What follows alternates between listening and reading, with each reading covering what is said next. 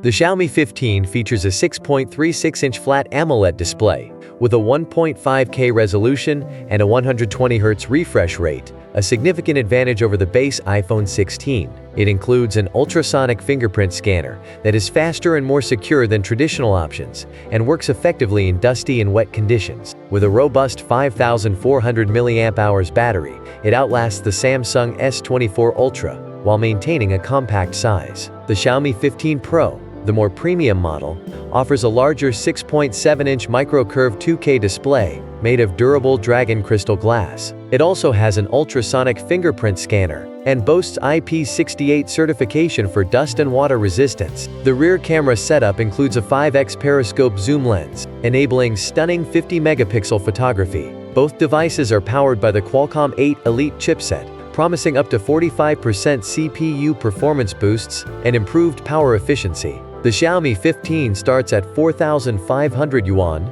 around $645, while the Pro begins at 5,299 yuan, approximately $750. With their compelling features, these devices stand out in the competitive smartphone market.